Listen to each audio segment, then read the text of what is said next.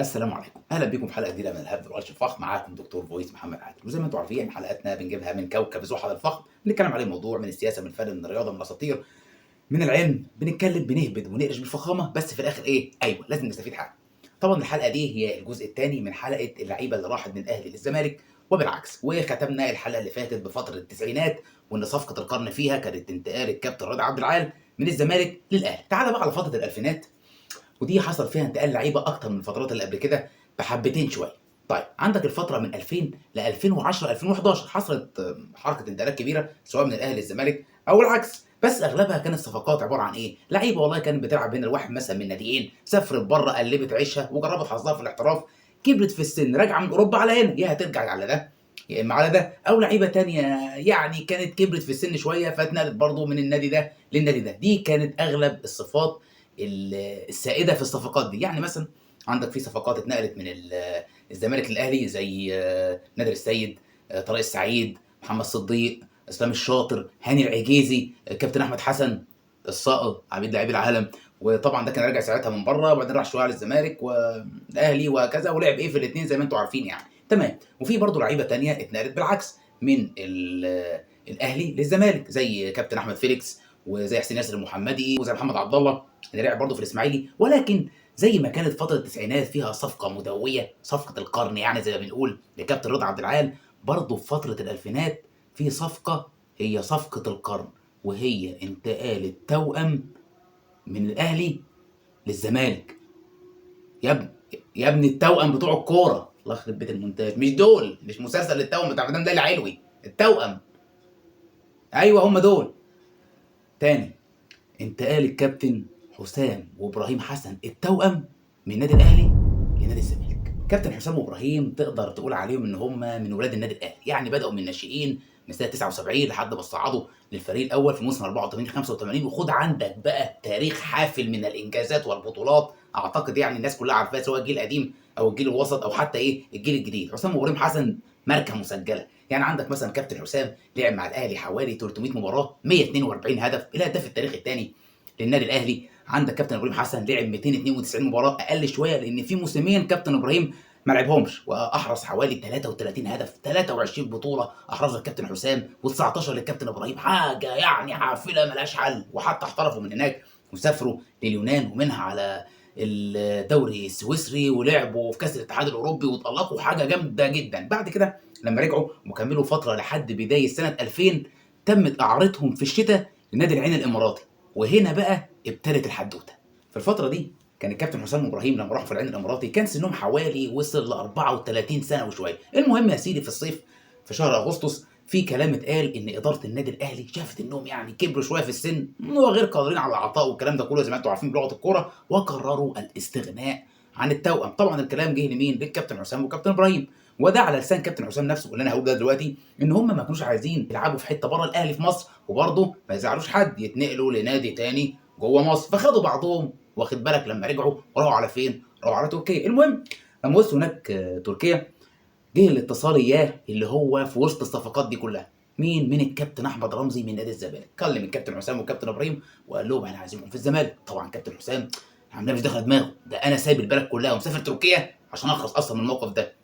المهم بقى يا سيدي ان الكابتن حسام وابراهيم عرفوا ان في نيه من اداره النادي الاهلي للاستغناء عنهم، فقرروا ان هم يسيبوا تركيا ويرجعوا مصر يشوفوا الدنيا فيها ايه. كده كده احنا ايه هنتباع ومش هنفضل في النادي الاهلي. وحصل عليهم هجوم شرس قوي من اعلام النادي الاهلي ان هم خلاص كبروا وما بقوش زي زمان وما بقوش قادرين على العطاء، وان غلط جدا النادي الاهلي يرجعهم ويجددهم تاني. طبعا الكابتن حسام وابراهيم اتضايقوا فقال لك احنا نروح نجرب، فلقوا نفسهم قاعدين مع الكابتن احمد رمزي والاستاذ كمال درويش، ايوه رئيس نادي الزمالك، احنا عايزينكم معانا في نادي الزمالك. طبعا الدنيا برضه مغيمه، انت واخد بالك ان لعيبه اتنين زي دول يروحوا من الاهلي والتاريخ ده ويروحوا تاني نادي الزمالك. المهم ان الكابتن حسام بيقول ان هو لما لقى الهجوم الشرس ده وان الاعلام بتاع النادي الاهلي يعني قرر الاستغناء عنهم بطريقه بالنسبه له شافها ان هي مهينه لتاريخهم شويه، قال لك بس انا هاخد التحدي مع نفسي وهروح فين؟ هروح لهمبل الزمالك. وفي الجلسه اللي كان قاعدها مع استاذ كمال درويش، استاذ كمال بيقول له بقول لك يا كابتن حسام، انت تقدر في الفتره دي احنا هنتعاقد معاكم 4 مواسم من 2000 ل 2004 تقدر تجيب لنا بطوله؟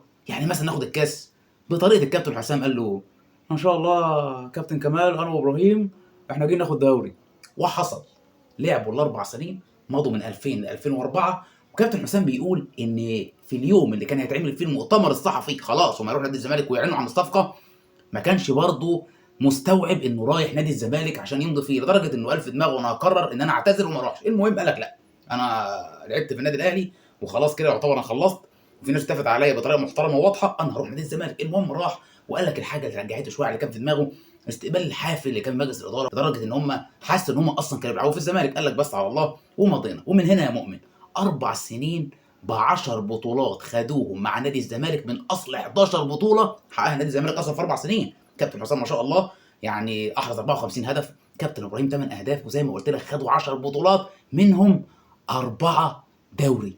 من وجهه نظري ان صفقه التوأم دي فعلا صفقه القرن في الفتره دي، او فتره الالفينات عموما، من اقوى الصفقات اللي حصلت انتقال ما بين الاهلي والزمالك في الفتره دي. زي ما قلت لك الفتره دي كان فيها انتقالات كتير شويه بسبب اللي انا قلته لك، او طريقه الصفقات كانت ماشيه ازاي، لحد ما خلصنا الجزء بتاع 2010 2011 بصفقه الكابتن احمد حسن. تعال بقى في الفتره من 2011 لحد دلوقتي، الصفقات كلها ما كانتش لعيبه تقيله او مدويه قوي يعني مثلا عندك من اللعيبه اللي جت من الزمالك للاهلي في الفتره دي كان مثلا عندك زي صبري رحيل، وعندك ياسر ابراهيم، وعندك احمد حمودي، وعندك برضو في لعيبه تانية اتنقلت من الاهلي راحت الزمالك، يعني برضو كانت صفقات مش قويه قوي زي مثلا احمد حمدي وزي ناصر ماهر.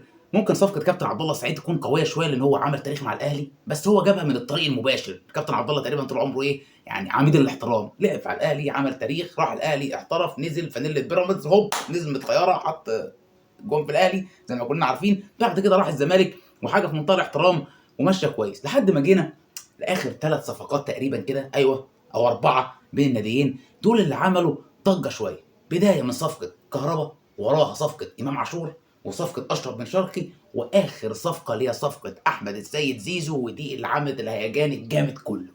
الصفقات اللي انا قلتها لكم الفتره دي من بعد 2011 لحد دلوقتي ما كانتش زي ما قلت لك بالدويه والفرقعه والهوجه اللي حصلت على الصفقات الثانيه، او طبعا ما لهمش علاقه خالص بصفقه رضا عبد العال ولا صفقه القرن بتاع الكابتن حسام حسن، ولكن هي مساله خطف، اللي واحد اتنقل من الابيض راح للاحمر، او واحد اتنقل من الاحمر راح للابيض، ما عدا ال3 صفقات الاخيره دول. ليه؟ لان كان فيهم شويه عوامل ممكن تضايق شويه سواء كان الجانب ده او الجانب ده، خصوصا طبعا ان هم جايين من جانب نادي الزمالك. يعني الصفقات كانت دايما ما عدا صفقه اشرف بن شرقي شويه كان فيها حته انتماء للنادي والولاء للنادي، وان ده لعيب جه وكان صغير وبعدين عمل تاريخه او بدأ يعمل تاريخ في مصر والمنتخب يلعب فيه ويشارك فيه من خلال النادي ده، وفجأة هوب بتحصل مشاكل داخلية زي كل الصفقات احنا ما نعرفهاش، ننام نصحى اللعيب حاطط الشعار الفلاني على الانستجرام والفيسبوك فجأة يلغي المتابعة والحساب ويلزق بشعار النادي التاني. وده تقريبا حصل في صفقة كهربا وامام عاشور. صفقة بن شرقي مشيت في اتجاه صفقة عبد الله السعيد لحد ما جينا لصفقة احمد السيد زيزو، ودي بقى زي ما تقول ايه خدت كل حاجه، انتقال مفاجئ على حاجات طلعت فجاه، على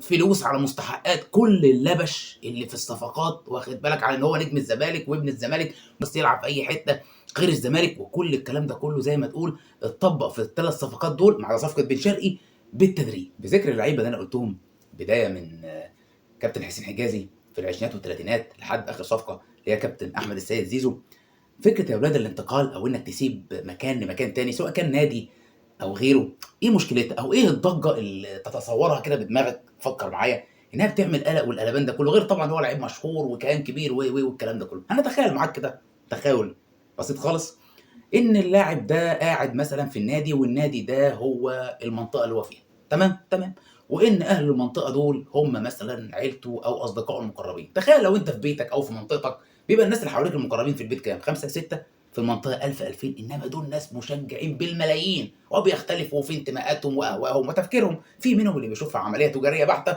وصفقه تمت اهلا وسهلا، ما تمتش بالسلامه، اللي يمشي على عمرو دياب. وفي ناس تانية بقى بترتبط ارتباط عاطفي وجزئي ووثيق باللاعب ده ابني وخرج من بيتي، يعني واحد من ابنه من عيلته خرج الصبح قال له يا بابا انا مش ابنك انا في عيله تانية، بيعتبره انه علم عليه او زي ما تقولوا كده غفله. وهنا بقى بتحصل المشكله. والمشكله برضو التانية ممكن تيجي من ناحيه اللاعب او النادي، يعني مثلا في صفقات تمت باحترافيه، خلص مش هجدد بمنتهى التمام ومية مية هروح من النادي ده للنادي ده، بتبقى حساسيه بتتلغي مع الوقت لان الراجل كان قاعد انا باحترامه وجه هنا كمل باحترام. ولكن بقى المشكله فين؟ المشكله في النظام اللي قلته لك في اول حلقه اللي فاتت، بقى في شغلانه تسقيع، اللي هو دلوقتي انا هخرج من النادي ده هعمل مشكله، هطلع احترف او اروح نادي تاني فتره صغيره هوب هرجع مش هارجع ناديها الأصلي، هارجع على التاني، دي بقى بتخرب الدنيا، ودي بيبقى فيها زي ما تقولوا كده الناس بتعتبرها عدم انتماء أو احترام للتقاليد وأعراف الانتماء والوفاء للنادي أو لبيتك. يعني الصفقة زي ما قُلت لك مشيت في العِدل أنا تمام، ما مشيتش في العِدل هي دي المشكلة، فجأة تلاقي حصلت مشاكل وظهر حاجات كتيرة جدًا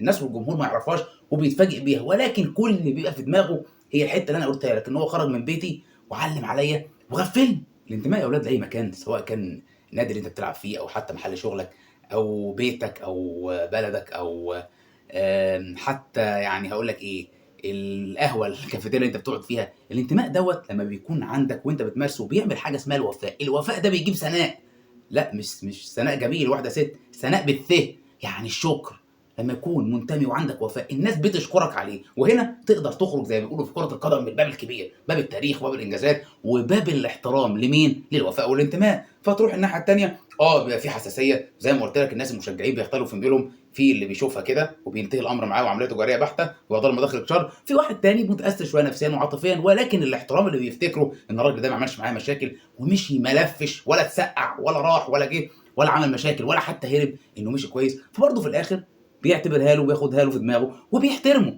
فزي ما قُلت لك حتّة الوفاء والانتماء دي من أهم الحاجات اللي البني آدم ممكن يحافظ عليها وممكن يلاقي إن تحصل مشاكل لو هو شالها وأخَل بيها، لإن هي زي ما باقول لك كده، أنت بتحس في لحظة إن أنت معاك حاجة وبتاعتك وأنت بتحبها، فجأة سابتك وما سابتكش وبس، دي راحت للمكان الوحيد اللي أنت مش حابب إنك تشوفها فيه. أتمنى إن الحلقة تكون عجبتكم بالجزء الأول والجزء التاني، إحنا كده خلّصنا، وبكده نهينا زي ما تقولوا كده إيه، فترة من الحلقات الخفيفة الجميلة الحلوة المريحة، لإن اللي جاي إن شاء الله يبقى إيه تقيل، جهّز لي كده لا مؤاخذة دماغك، وجهّز لي ودنك وركّز معايا عشان الدنيا الجاية هتبقى حلوة أوي، لو عجبتك الحلقة ادّيها لايك وشير، ما عجبتكش ادّيها برضه لايك وشير، أهلاوي والّا زملكاوي ادّيها برضه لايك وشير، تطلع كده الحلقة قبلها تتفرج عليها تنزل كده مش هتلاقي حاجة، إن دي آخر حلقة، كان معاكم دكتور فويس محمد عادل، وملحمة الصفقات ما بين الأهلي والزمالك رايح جاي. السلام عليكم.